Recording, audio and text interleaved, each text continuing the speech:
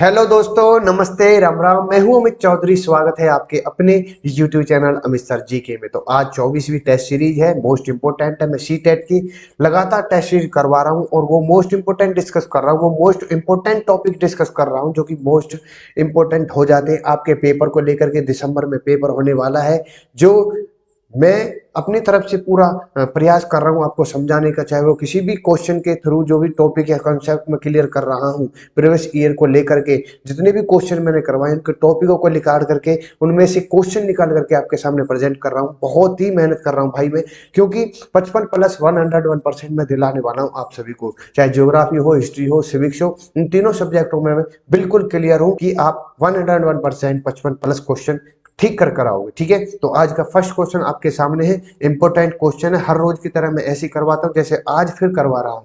जिस भाई का पहला दिन है वो पहली टी सीरीज करवा ले, क्योंकि शुरू से आप करोगे तो आप मज जाओगे आज की 24वीं टेस्ट सीरीज तक। ठीक है, तो फर्स्ट क्वेश्चन आपके सामने है, इंपॉर्टेंट है।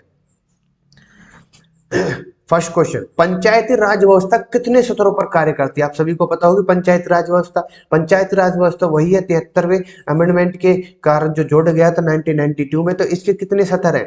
3 स्तर होते हैं। सबसे पहला होता है, आप सभी को पता होगी, ग्राम पंचायत होती है। ठीक है, दूसरे नंबर पर ब्लॉक समिति होती है, पंचायत समिति कह लो। ठीक है, और तीसरा नंबर होता है फर्स्ट, सेकंड एंड थर्ड जो होता है जिला परिषद कह लो, डिस्ट्रिक्ट लेवल पर जो होता है वो। ये 3 सत्र होते हैं इसके, मैंने पहले भी बताए हुए।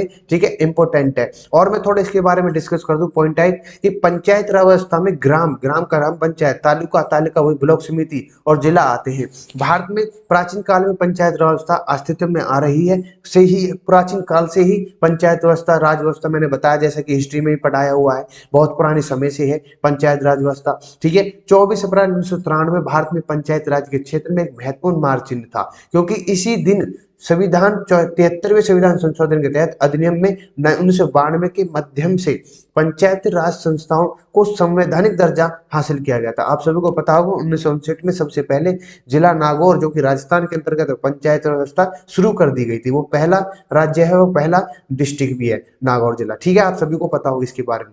इसी तरह महात्मा गांधी के ग्राम स्वराज के सपन को वास्तविकता में बदलने की दिशा में कदम बढ़ाया गया था 1992 में। ठीक है, इंपोर्टेंट है। और नगर पालिका जो है वो आप सभी को पता ही होगी, 74वें संविधान संशोधन के तहत जोड़ी गई थी। ठीक है, ये इंपोर्टेंट है। आज मैं पॉलिटी मतलब सिविक्स संविधान के सारे क्वेश्चन में करवाने की कोशिश करूंगा जो भी इंपॉर्टेंट है। हालांकि करवाऊंगा और भी, पर लेकिन जो एक बढ़िया क्वेश्चन है, बड़े लेवल क्वेश्चन है, वो आपके सामने मैं प्रेजेंट कर रहा हूँ। ठीक है, नेक्स्ट क्वेश्चन आपके सामने है, मुख्यमंत्री को कौन नियुक्त करता है? सभी को पता है, प्रधानमंत्री करेंगे, राज्यपाल करेंगे, या उच्च न्यायालय के मुख्यालय न्यायाधीश करेंगे, या फिर राष्ट्रपति करेंगे? सभी को पता होगी राज्यपाल इनको नियुक्त करते हैं। यहाँ पर राइट आंसर हो जाता है राज्यपाल। ठीक है, इसी प्रकार से प्रधानमंत्री को राष्ट्रपति नियुक्त करते हैं। ये भी आपके दिमाग में कंसेप्ट में क्लियर हो जाना चाहिए बिल्कुल। ठीक है, राज्यपाल जो होते हैं राज्य में मुख्यमंत्री को नियुक्त करते हैं। मुख्यमंत्री की नियुक्ति के बाद वह राज्यपाल को सलाह देते हैं और उसकी सलाह पर राज्यपाल परिषद के अन्य मंत्रियों को नियुक्ति करते हैं। प्रॉपर तरीके से ये बात भी ध्यान रखनी है, उसकी सलाह किसकी? मुख्यमंत्री राज्यपाल परिषद के अन्य मंत्रियों को नियुक्त करता है। ठीक है, नेक्स्ट क्वेश्चन आपके सामने, निम्नलिखित में से किसको भारत का पहला नागरिक कहा जाता है? पहला नागरिक किसको कहा जाएगा भारत का, देश का, अपने देश को, राष्ट्र देश का?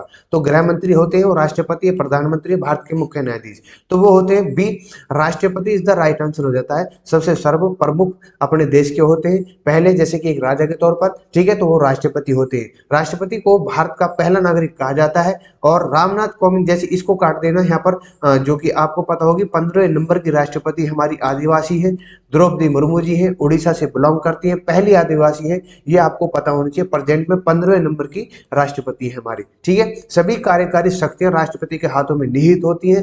भारत के राष्ट्रपति का चुनाव एक निर्वाचक मंडल द्वारा तय किया जाता है, जैसे मैंने विश्व अफेयर में प्रॉपर तरीके से समझाया हुआ है। राष्ट्रपति, उपराष्ट्रपति, ये सभी किस प्रकार से चुने जाते हैं। ठीक है, चुनावी आयोग कैसे होता है इनका, जिसमें दोनों सदनों के साथ भारत की संसद शामिल होती है। इस पर लोकसभा और राज्यसभा, इस प्रक्रिया में भारत के प्रत्येक राज्य की संसदीय विधानसभाओं के साथ साथ केंद्र शासित प्रदेश का भी हिस्सा लेते हैं, जो कि मोस्ट इंपोर्टेंट है। सारे के सारे बायोडाटा में चुनाव आयोग मैंने आपको बताया हुआ है ऑलरेडी। ठीक है, नेक्स्ट क्वेश्चन आपके सामने है, राज्य की विधायिका अंग में इनमें से किसका अभिप्राय कहलाती है, मतलब राज्य की जो विधायिका होती है वो क्या काम करती है, कानून लागू करने के लिए उत्तरदायी नौकरशाह होती है, या फिर सर्वोच्च न्यायालय के न्यायाधीश होती है, नागरिकों द्वारा निर्वाचित प्रतिनिधि होती है। विधायिका की बात हुई है, आप सभी को पता होगी कि राज्य के अंतर्गत तीन सत्र होते हैं, तीन को रेफर किया जाता है, जैसे कि विधायिका होती है फर्स्ट नंबर, फिर दूसरा होता है कार्यपालिका होती है जो कानून बनाती है, और न्यायपालिका जो न्याय करती है, ठीक है, जो इन दोनों पर कंट्रोल करती है, ठीक है। कानून मतलब नियम जो होते हैं, इन पर जो रूल रेगुलेशन होते हैं उनका पालन करवाते हैं न्यायपालिका, ये आपको पता होनी चाहिए। राज्य की जो विधायिका है वो नागरिकों द्वारा निर्वाचित प्रतिनिधि होती है, आपके सबके यहाँ के लेजिस्लेटिव होंगे, या फिर आप सभी के यहाँ पर विधायक होंगे, या फिर एमएलए होंगे, ये आपको पता होनी चाहिए, ठीक है। तो यहाँ पर राइट आंसर हो जाता है यहाँ पर सी। थोड़ा सा मैं पॉइंट आउट कर देता हूँ कि संविधान के अनुसार राज्य के अंतर्गत तीन अंग होते हैं, जैसे मैंने अभी बताया है, विधायिका, कार्यपालिका और न्यायपालिका। विधायिका हमारे चुने हुए प्रतिनिधियों को संदर्भित करती है। कार्यपालिका उन लोगों का एक छोटा सा समूह होता है जो कानून लागू करने और सरकार चलाने हेतु जिम्मेदार है, ठीक है। न्यायपालिका इस देश में अदालतों की प्रणाली को संदर्भित करती है, ये सभी आपको पता होगी, ठीक है। राज्य की किसी एक शाखा द्वारा सत्ता के दुरुपयोग को रोकने के लिए संविधान कहा जाता है, और इन अंगों को प्रत्येक विभिन्न शक्तियों का प्रयोग करना चाहिए, और तीनों के तीनों अंग एक साथ चलेंगे तभी जाकर के हमारा संविधान और हमारा देश, हमारा राज्य चलेगा, ठीक है। ये इंपॉर्टेंट है। नेक्स्ट क्वेश्चन की तरफ चलते हैं। नेक्स्ट क्वेश्चन और भी इंपॉर्टेंट है। भारत में निम्नलिखित में से प्रथम सत्र की लोकतांत्रिक व्यवस्था कौन सी है? प्रथम सत्र लोकतांत्रिक व्यवस्था की बात हुई, राज्य सरकार है, केंद्र सरकार है, पंचायत है, संघीय है, तो राइट आंसर हो जाता है बी, केंद्र सरकार, ठीक है। ये इंपॉर्टेंट है, आया हुआ क्वेश्चन है, आप देख सकते हो, प्रीवियस ईयर के क्वेश्चन है। भारत में केंद्र सरकार लोकतांत्रिक व्यवस्था का पहला सत्र होता है, ये आपको पता होना चाहिए, ठीक है। नेक्स्ट क्वेश्चन की तरफ चलो। विज्ञापन किसके को बढ़ावा देता है? सामाजिक समानता को, या फिर सामाजिक असमानता को, सामाजिक न्याय को, या केवल उपयोगिता उत्पादकों को? जो विज्ञापन होता है वो इन इक्वालिटी को, मतलब सामाजिक असमानता को बढ़ावा देता है, ये सभी चीजें इंपॉर्टेंट ये आया हुआ क्वेश्चन है, इसलिए मैंने इसको भी डाल दिया इसमें। नेक्स्ट क्वेश्चन है, उत्पादकों की ब्रांडिंग करने से इसकी बिक्री बढ़ जाती है, बाजार में उपलब्ध दूसरे उत्पादों में इसमें भिन्न हो जाता है, या उत्पादकों के लिए आकर्षक बन जाते हैं, उपभोक्ता को खुदरा मूल्य पर छूट मिल जाती है? इसका राइट आंसर हो जाता है जो उत्पादक होते हैं, जो ब्रांड होते हैं, अपनी प्रोडक्शन जो करते हैं वो इसके जैसे कि बाजार के अंदर कोई भी उत्पाद है उसका रिप्रोडक्शन करना मार्केटिंग के अंदर वही होता है, तो यहाँ पर राइट आंसर हो जाता है बी, बाजार में उपलब्ध दूसरे उत्पादों से भिन्न करता है ये अपने आप को, ठीक है, वही ब्रांडिंग मतलब उत्पाद की ब्रांडिंग होती है। नेक्स्ट क्वेश्चन की तरफ चलते हैं। नेक्स्ट क्वेश्चन आपके सामने की गैरीसन नगर, ये कई बार मैं करवा चुका हूँ, गैरीसन नगर, ठीक है। पहले शासक राजा महाराजाओं के अंतर्गत जो किले बंदे होते थे उन पर जो कंट्रोल, उनमें जो सैनिक स्थापित करते थे, वो ज्यादातर जनता को या जो समाज के अंदर रह रहे लोगों को नियंत्रित करने के लिए किलेबंद बनाए जाते थे, और बाहर से कोई अटैक ना हो उसी प्रकार के नगरों को गैरीसन नगर कहा जाता था। यानी कि यहाँ पर किलेबंद बसाव जहाँ सैनिक रहते होंगे उसको ही कहा जाता है गैरीसन नगर, ठीक है, इंपॉर्टेंट है ये भी। इसके बारे में थोड़ा मैं बता दूं कि एक गैरीसन शहर सैनिकों के एक किलेबंदी बस्ती हुआ करती थी। सुल्तानों ने शायद ही कभी शहरों को भीतर इलाकों को नियंत्रित किया हो, इसलिए आंतरिक सीमा के साथ अभियान का पहला सेट गैरीसन शहरों के भीतर इलाकों को मंजूर के उद्देश्य होता है, ठीक है भाई। हाँ जी, नेक्स्ट क्वेश्चन आपके सामने मेरे भाई, देखो नेक्स्ट क्वेश्चन है, सरकार के कार्यपालिका अंग से अभिप्राय है, एजुकेटिव ऑर्गन जो होता है वो क्या है? ये रेफर करता है किसको? देश का प्रत्येक नागरिक जो सार्वभौमिक वैश्विक मताधिकार का उपयोग करता है, निर्वाचित प्रतिनिधि या फिर लोगों का समूह जो कानून को लागू करना, अभी बताया था मैंने, और शासन चलाने के लिए उत्तरदायी है। तो यहाँ पर सी इज द राइट आंसर हो जाता है। इंपॉर्टेंट है भाई मेरे, हर चीज को मैंने प्रॉपर तरीके से अभी समझाया था, विधायिका को, कार्यपालिका को, न्यायपालिका को, ठीक है। इसके बारे में थोड़ा और मैं बता दूं कि राज्य का कार्यकारी जो कार्यपालिका के अंतर्गत जो कार्यकारी होता है, अंग कानून लागू करना और सरकार चलाने के लिए जिम्मेदार लोगों को एक समूह को संदर्भित करता है, ठीक है, वही कार्यपालिका होते हैं। कार्यकारी किसी राज्य के शासन के लिए अंग संचालन प्राधिकारी होता है। कार्यकारी एक छोटे से समूह के लोगों के हाथों में सत्ता की एकीकृतता को रोकने के प्रयास को लागू करता है, और कार्यकारी की जिम्मेदारी देश को चलाने और अपने नागरिकों के सर्वोत्तम हितों में और संविधान के संदर्भ में नीति बनाने की होती है। ये कार्यपालिका का काम होता है, ये एजुकेटिव का काम होता है, ठीक है भाई।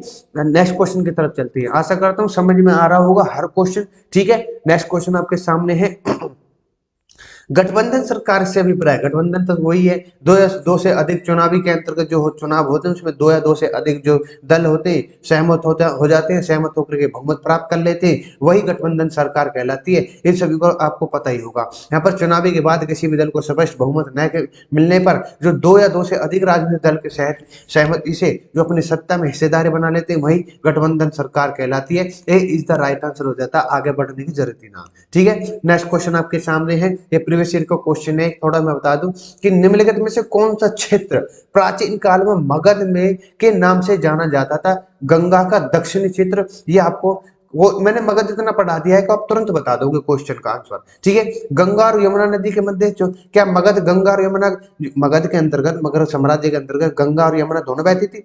गंगा का उत्तरी क्षेत्र था या फिर गंगा चंबल के मध्य का क्षेत्र था। गंगा का दक्षिणी क्षेत्र ही मगध के नाम से जाना जाता था, ये आपको पता होना चाहिए। इसमें गंगा और सोन नदी दोनों बहती थी, ये भी मैं आपको बता चुका हूँ। ठीक है, चलो नेक्स्ट क्वेश्चन की तरफ चलते हैं। नेक्स्ट क्वेश्चन आपके सामने है, भारत में उपभोक्ता संरक्षण अधिनियम कंज्यूमर प्रोटेक्शन जो एक्ट होता है किस वर्ष लागू हुआ? 1981 में, 85 में, 86 में, 88 में। 1986 इज द राइट आंसर हो जाता है, इसका सी इज द राइट आंसर हो जाता है। मैं बता दूं इस अधिनियम के बारे में, 1986 में उपभोक्ताओं के हितों की रक्षा के लिए इस और उनका उद्देश्य यही था कि इसको लागू करना, उपभोक्ता संरक्षण अधिनियम को लागू करना कि उनकी हितों की रक्षा की जाए। ठीक है, प्रॉपर तरीके से यही एजेंडा था। 24 दिसंबर 1986 को लागू की गई भारत की संसद का एक अधिनियम है और उपभोक्ता विवादों को निपटारे के लिए और इससे जुड़े मामलों के लिए उपभोक्ता परिषदों और अन्य प्राधिकारियों की स्थापना का प्रावधान करता है इसके द्वारा। ये एक्ट इंपोर्टेंट है, कई बार पूछा गया क्वेश्चन है।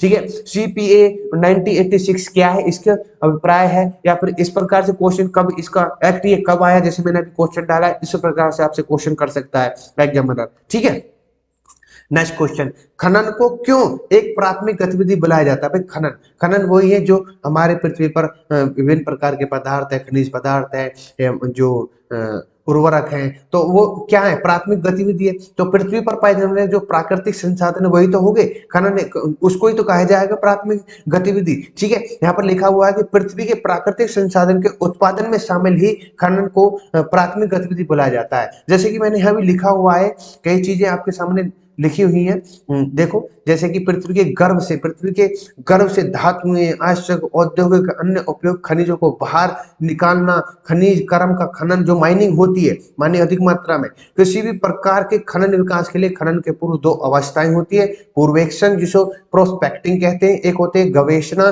जिसको एक्सप्लोरेशन कहा जाता है। बहुत महत्वपूर्ण होती है दो अवस्थाएं। ठीक है, पूर्वेक्षण के अंतर्गत खनिजों और आवश्यकों की खोज, निष्पक्ष को सामान्य अध्ययन तथा खनन के संभावना को सम्मिलित किया जाता है। इन तथ्यों की जानकारी के लिए किन साधनों की सहायता ली जाए उस क्षेत्र की आवश्यकताओं पर निर्भर किया जाता है। ठीक है, ये दो अवस्थाएं याद कर लेना, एक तो है प्रोस्पेक्टिंग, एक होती है एक्सप्लोरेशन। ठीक है मेरे भाई, इंपॉर्टेंट है। चलो नेक्स्ट क्वेश्चन की तरफ, प्रधानमंत्री का चुनाव कौन करता है? मुख्यमंत्री करेगा, प्रधानमंत्री पीएम की बात हो रही है, या सांसद करेगा, सांसद और विधायक करते हैं, या मंत्रियों का परिषद करेगा। ठीक है, यहाँ पर आप फंस जाओगे, अगर यहाँ पर राष्ट्रपति दिया होता था, बहुत से बच्चे राष्ट्रपति दे के आ जाते।